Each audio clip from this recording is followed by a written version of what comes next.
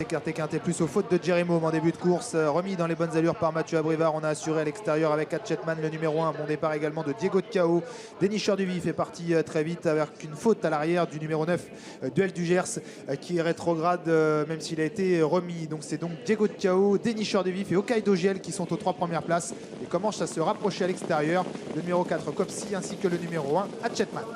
Et oui, le favori, il a pris un départ tout à fait correct à son échelon. On est mieux parti d'ailleurs avec des colorations et des concurrents les plus en vue des 25 mètres qui ont encore un peu de distance à refaire car on est bien parti quand même avec tous les concurrents qui partaient au premier échelon. Diego de Cao qui est en tête, mais j'ai l'impression qu'on reprend, ce qui va permettre certainement aux chevaux et qui rendent des 25 mètres de revenir au train tranquillement. Il va y avoir un changement de leader avec Hokkaido Giel qui va relayer dans un instant Diego de Cao. On vient derrière avec Dénicheur de Vif qui a toujours un bon parcours un petit peu plus loin. Ligue de Giel qui fait sa rentrée, puis à l'extérieur on commence à s'annoncer à quelques concurrents qui essaient de se repositionner. Toujours Diego de Cao accompagné par Hokkaido Giel qui sont aux 2 premières places. On a tout près également à bien positionné Copsi en dedans, Dénicheur de Vif le numéro 3. Hatchetman reste un petit peu en suspension, en épaisseur. Tout le monde veut le dos d'Hatchetman et Hokkaido Giel s'est rabattu maintenant au commandement et va vouloir certainement le dos d'Hatchetman. Mais Hatchetman s'est repositionné dans le sillage de Copsi. Copsi accélère, pas mal de relais là en début de course. Et Rebel Amateurs qui est également bien positionné, il est en 5e position. Qu'en est-il d'Élite Beaufour? Écoutez, il est plutôt bien positionné. Il est dans le sillage de Rebel Amateurs avec les différents relais. Il se retrouve bien au contact des premiers.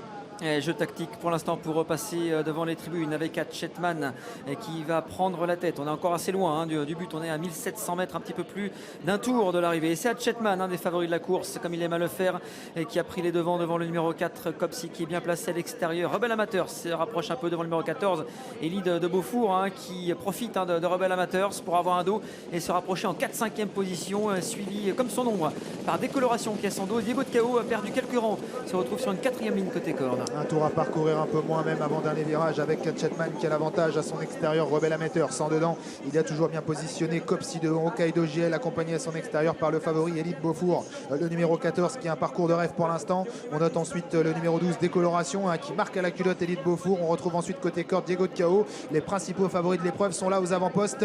Bientôt le dernier kilomètre de cette épreuve et Hatchetman qui a l'avantage. Ouais, ça se passe bien pour les chevaux en vue. Hatchetman qui contrôle le train est toujours assez régulier. Rebel Amateur c'est l'extérieur qui emmène le favori de la course, Élite Beaufour, qui a le parcours absolument parfait, tout comme Copsi qui reste côté corps, numéro 2 Hokkaido Giel. Attention, une 3e ligne côté corps devant Diego de Cao. Décoloration qui vient ensuite devant Dénicheur de Vif. À l'arrière-garde on trouve toujours des chevaux comme le numéro 7, le 7 Philippe Colline ou encore le numéro 10 Hirondelle Cibé. Tournant final, 500 mètres à parcourir, c'est le moment choisi par Jean-Michel Bazir pour attaquer Hatchetman. Hatchetman qui on le sait doit toujours être un peu prudent à ce moment là du parcours. Hatchetman qui a toujours l'avantage mais qui voit fondre à son extérieur et bien Élite Beaufour, faute de décoloration qui rétrograde alors qu'on est toujours bien positionné avec Copsi, avec Hokkaido Giel qui va tenter de venir se jouer les premiers rangs avec Élite Beaufour maintenant qui est dans la ligne droite après l'avantage. Hatchetman qui tente de se relancer, Hokkaido Giel qui est au galop, Copsi qui vient se mêler à la lutte pour les premières places avec également Diego de Cao et puis le numéro 13 Rebel Amateurs, le numéro 14 Élite Beaufour qui a l'avantage à 100 mètres du poteau, qui va le conserver même si Hatchetman ne lâche rien dedans,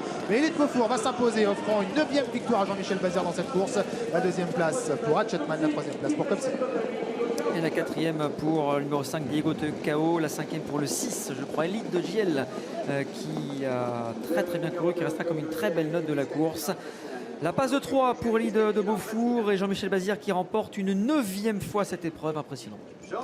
Oui, une nouvelle fois, eh bien, ça s'est très bien passé. Le parcours a vraiment été magnifique pour Jean-Michel Bazir et Élite Beaufour qui, sans faire d'effort, a pu se retrouver un gros avantage dans ce genre de course.